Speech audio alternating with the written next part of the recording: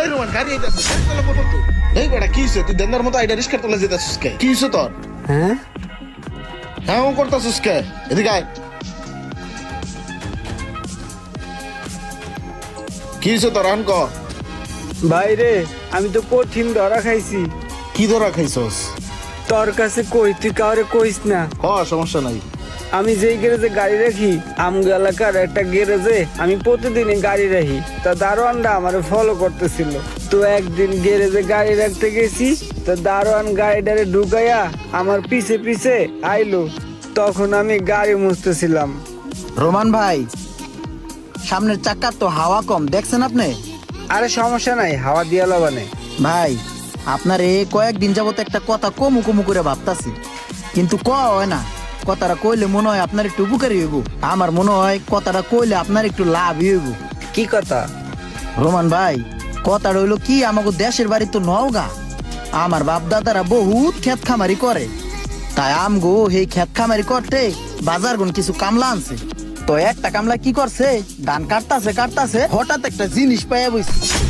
ঠিক আছে ভাই, ওই কামলায় তো আমারে প্রতিদিন ফোন দিয়ে জ্বালায়, কয় ভাই একটা জিনিস পাইছি, জিনিসটা দেখতে চক চক চক চক করে। ঠিক আছে, আমার তো প্রতিদিন ফোন দেয়। তাহলে একটা কাজ করি, শোনো, তুমি আর আমি যাই, যাই দেখি জিনিসটা কি। যাইবেন? হ, গেলে তো ভালো হয়, বুঝো না, জিনিসটা বোঝা গেল। চলেন যাই। তুমি যাই রেডিও, আমি রেডিও বাইরেতেছি। ঠিক আছে।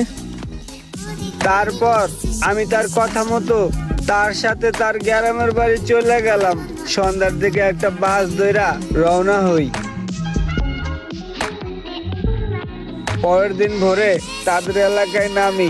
তারপরে আমরা একটা রিক্সা নেই। তারপরে অনেকগুলা গ্রাম পার হইয়া একটা প্রত্যন্ত গ্রামে যাই। এই ভাই পরে যান না, সাবধানে আইন ভাই, আইন একটু দেখে দেখে আইন। এই ধানের জমি সব আমগুর। এই মোশারফ ভাই, কই আপনি? হ্যাঁ কই ভাই আছেন নি? হ্যাঁ কই আহেন, এই জিনিসটা কই? আছে, এনে রাখছি ঘাসের তলে। কই হেডে বাইর করেন। এই যে এনে ঘাসের তলে লুকিয়ে রাখছি, এই চলন। কই দিই দিই জিনিসটা দিই, আমার হাতে দেন। আশেপাশে আবার কেউ দেয়নি। জিনিসটা কি অরিজিনাল স্বর্ণ? জিনিসটা জানি কেমন কেমন লাগতেছে, এটা কই পাইছেন? খেতে কাম করতে গিয়ে মাটির তলেতে পাইছি। কিন্তু এটা তো স্বর্ণ স্বর্ণ লাগতেছে না। এটা কি জেনুইন ভাই? ধর্মী পাগল হইছেন? এটা মাটির তলা আসলে, এর লিগে হয়তো বা কালারটা গোলাই গেছে। এই স্বর্ণে খাদ হয় না, আগের জবানার রাজা বাদশাদের জিনিস মনে হয় পড়ে গেছে লেহেনে। আপনি যে কোনো ভাবে পরীক্ষা করে দেন, সমস্যা নাই। না ভাই, এটা কেমন কেমন জানি আমার কাছে লাগতেছে। ধরেন। এক কাজ করেন ভাই, হ্যাঁ তো একটু বলত কিসিমের বলদাই জিনিসটা পাইছে। এখন বলদাই তো বাজার নিয়ে ব্যস্ত তো না, যদি অরিজিনাল স্বর্ণ হয়। আপনার যদি সন্দেহ হয়, সন্দেহ হওয়ার দরকার নাই, সন্দেহ আমি দূর করে দিতেছি। এই যে লন কদ্দুর আমি ভাঙছি, এডু আপনি স্বর্ণকারের দোকানে নিয়ে দেখান। যদি অরিজিনাল স্বর্ণ হয় তো হইলই, আর না হলে নাই, ডিলে মেরে ফেলাই দিবেন। ঠিক আছে ভাই, তাহলে এটা আমি ঢাকা নিয়ে দেখি যে এটা অরিজিনাল স্বর্ণ কিনা, বুঝছেন? আর যদি স্বর্ণ হয়, তারপর এটা পুরাটা যদি নেই, তাহলে এটা কত দেওয়া লাগবো? ওর যদি টেস্ট করে স্বর্ণ হয় তাহলে ওটা বেশি চালেন, আর যদি পুরাটা নেন তাহলে বলদ রে 5 লাখ টাকা দিয়ে দিন। আচ্ছা, ওইটা আইসা নেই, আইসা দেখবানে, ঠিক আছে? তা আসি আমি, হ্যাঁ ভাই ওজন আছে, আইছে প্রায়। ঠিক আছে, থাকেন আপনারা, গেলাম। তারপরে স্বর্ণের টুকরাটা নিয়ে আমি মহা খুশিতে ঢাকা চলে আসলাম। ঢাকা এসে এলাকার একটা দোকানে গেলাম চেক করতে। সে জিনিসটা দেখে একটা দাম বললো। আপনি জিনিসটা যেটা দেখাইছেন মোটামুটি ভালোই, কিন্তু 20,000 টাকার বেশি দেওয়া যাবে না। ঠিক আছে ভাই, দেন 20,000 টাকাই দেন। তা আসি ভাই, আপনার লাগে আবার দেখা হবে 2 দিন পরে। ভাই আসসালামু আলাইকুম। ওয়ালাইকুম আসসালাম। ভাই আপনার কাছে আইছিলাম একটা দরকারে। কি দরকার? ভাই ওই আমি তো একটা ব্যবসা ধরছি, তা আমার বাইকটা 1.5 লাখ টাকা বেচে চালাইছি, আর 1.5 লাখ টাকা লাগে। তা আমার 1.5 লাখ টাকা দেওয়া যায়? 2-1 মাসের মধ্যে আমি পরিশোধ করে দিম ভাই। আচ্ছা শোন, আমি তো এই মাসে 20,000 টাকা বেতন পাইছি, ওইটা আমার কাছে আছে।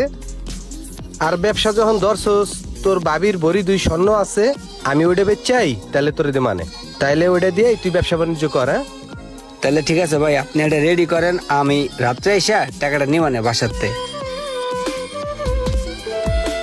যাক, তাইলে ছোট ভাই অবশেষে তাইলে ব্যবসা বাণিজ্য ধরলো, ভালোই। যেভাবেই ও কর টাকাটা দিতে হইবে। তারপরে আমি টাকা অ্যারেঞ্জ কইরা ওই পুরা মালটা কেনার জন্য টাকাটা নিয়ে তার এলাকায় আবার যাই এবং তারা আমার জন্য অপেক্ষা করে। হ্যাঁ রমন ভাই, এবেলেন এবেলেন। আসসালামু আলাইকুম ভাই। ওয়ালাইকুম আসসালাম ভাই, এই জিনিস আনছেন? হ্যাঁ, এই কই হেডে আনছু? আছে এই যে। হাতের বাইর করেন ভাই। ভাই এই মালটা না আমারও কি লেজানি সন্দেহ সন্দেহ মনে হয়। আরে ভাই সমস্যা নাই, ভাগ্যে যা আছে তাই হবে না, সমস্যা নাই। এলন 3 লাখ টাকা আছে বুঝছেন, এটা রাখেন। কি কোন 3 লাখ না ভাই, 5 লাখ। ভাই দুঃখের কথা কি কম, বাসায় কটা স্বর্ণ গয়না আসলে বুঝছেন, হেয়া বি সেলাইছি। এরপর আমার একটা শখের হুন্ডা ছিল, হুন্ডাটাও বেশ সেলাইছি। সব মিললে এই টাকাটা অ্যারেঞ্জ করছি ভাই, আর পারতেছি না। ঠিক আছে, এই 3 লাখ টাকায় রাখেন ভাই প্লিজ। ভাই এত কমে দেওয়া যেত না। বেটা রাখ বেটা, 3 লাখ দিছে এই তো বেশি পাইছস তো হয় বেটা, না পাইলে কি করতি? রাখ বেটা। ভাই আপনি জান না। ঠিক আছে ভাই, তাহলে আমি গেলাম, হ্যাঁ থাকেন। ভাই ঢাকা গেলে দেখা হইব। আল্লাহ হাফেজ। দেই টেডা দে, আমার কাছে একটা কাম আছে। পুরা স্বর্ণের পুতুলটা নিয়ে আমি তো মহা খুশি ছিলাম রে মামা, যে আমার কপাল মনে হয় খুইলা গেছে। আমি তো খুশিতে আর থর হইয়া ওইটা নিয়ে যাইতেছিলাম বিক্রি করতে, এমন সময় একটা কল আসলো। কিরে বা, তোরা তো পুরো ভালো ভাবছিলাম, তোর কাছে বিশ্বাস করে মাল বেচলাম 3 লাখ টাকা, টাকাটা দেখে লই নাই। এর লিগে তুই আম করে মনে কর 2 লাখ টাকা দিছিস পুরো জাল। কি কন ভাই, আমি তো সব টাকা অরিজিনাল দিছি। তুই ওই ঢাকা শহরের যেই চিপায় থাকস তোরা খুঁজা বাই করবো, বাই করে তোরা জাল টাকার মামলা দিয়া ছাড়মু। ফাউল একটা তুই থাকবি কোথায়, তোরা এই জায়গাতে খুঁজা বাই করে এলাম। আয় বেটা চল। তারপর মামা আমি সেই জিনিসটা একটা স্বর্ণকারের দোকানে নিয়ে গেলাম। দোকানদার কয় ওইটা একটা মাটির পুতুল। বন্ধু, এখন আমার তো সব শেষ হয়ে গেল। অল্প লোভের আশায় আমার টাকা পয়সা জিনিসপত্র সব নষ্ট হয়ে গেল। এই কথা কাউরে কইতেও পারি না, সইতেও পারি না।